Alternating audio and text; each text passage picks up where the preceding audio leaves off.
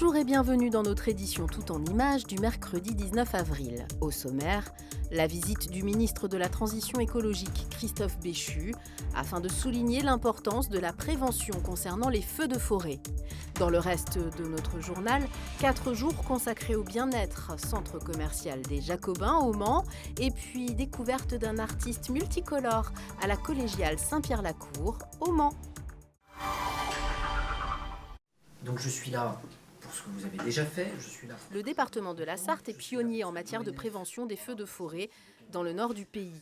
Ce mercredi, le ministre de la Transition écologique, Christophe Béchu, signait donc avec le président du département un projet de cartographie ultra performante et une dotation de plus de 100 000 € dans le cadre du Fonds vert.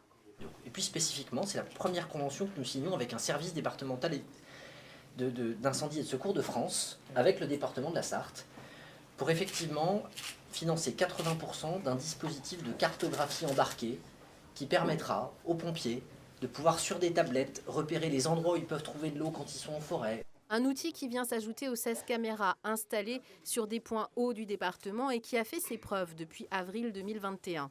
Le tout dans un contexte de fort risque incendie l'été prochain.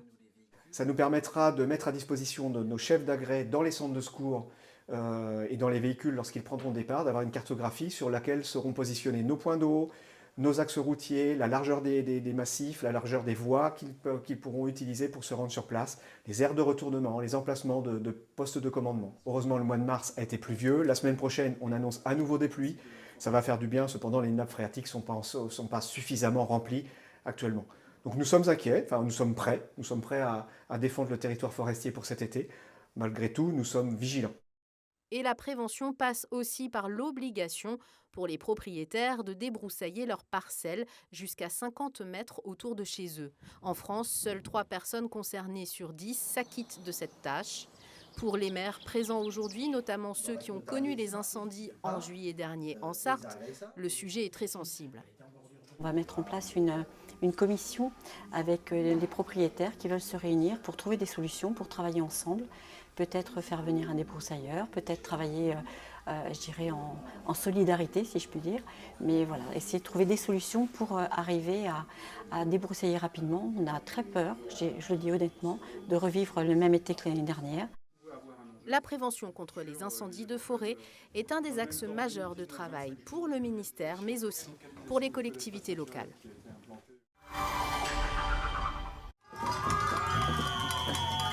En marge de la visite du ministre devant le service d'incendie et de secours de la Sarthe, à Coulennes, une délégation syndicale est venue se faire entendre contre la réforme des retraites. Les manifestants sont restés durant toute la visite du ministre de 14h à 15h avant de rebrousser chemin.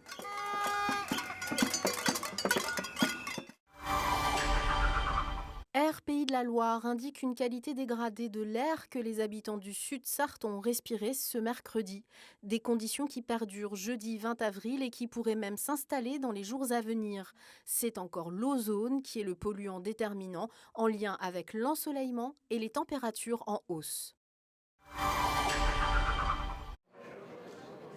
La deuxième édition des 4 jours du bien-être organisée par le club Business Sarthe est lancée au Mans.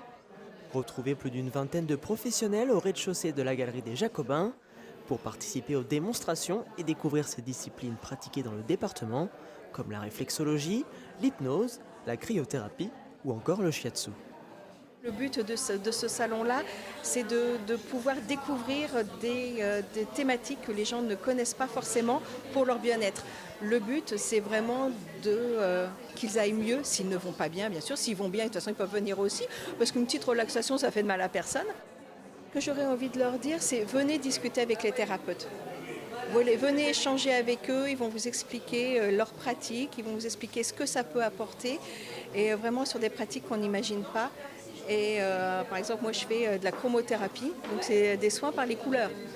Donc c'est comme l'acupuncture, sauf qu'on enlève les aiguilles, on projette de la couleur. Donc vous voyez que c'est quand même pas des choses qui sont communes. L'entrée au salon est gratuite. Il est ouvert tous les jours du mercredi 19 au samedi 22 avril, de 10h à 19h. Foisonnant et très symbolique, le travail de Dadi Nkanga porte un message d'espoir et de paix. Comme dans cette toile, elle représente 2 sculpteurs. Il y a un homme, il y a une femme. La femme tient, la bloque de pierre comme le monde. C'est la femme qui est la matrice du monde. Mais l'homme, il fait un travail. Ils doivent travailler ensemble. Les couleurs chaleureuses invitent à porter un regard optimiste sur les choses, un état d'esprit qui lui vient de son enfance congolaise. Et moi, j'utilise la couleur parce que mon père était fleuriste, donc j'ai vécu dans ça. Et du coup, en vivant comme on a su le soleil et tout ça, et j'essaye de transmettre la joie par la couleur et la vie.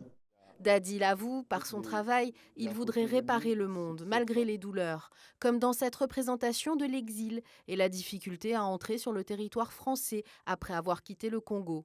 Mais l'artiste ne se dit pas engagé, plutôt humain et simple. En témoigne sa propre représentation en sculpture. J'ai pris ça de l'école où je travaille. Parce que je travaille dans une école je travaille à la Maison des Arts d'Alonne. Du coup, j'ai rencontré un professeur là-bas, j'ai dit mais je vais ça, il m'a dit non tu prends parce que c'est déjà mort. Et j'ai récupéré, j'ai fabriqué, c'est l'artiste. Ça c'est le pinceau, ça c'est ma palette et ça c'est le pied. Un travail aussi parsemé d'humour, 80 toiles et quelques sculptures revigorantes pour l'esprit, à découvrir Collégial Saint-Pierre-la-Cour jusqu'au 26 mai. Le pilote sartois Sébastien Bourdet sera présent sur la grille de départ des 24 heures du Mans.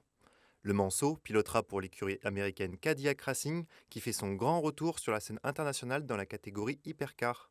Pour le centenaire, Sébastien Bourdet espère répondre aux attentes du public sartois. Ce sera sa 18e participation à cette course mythique.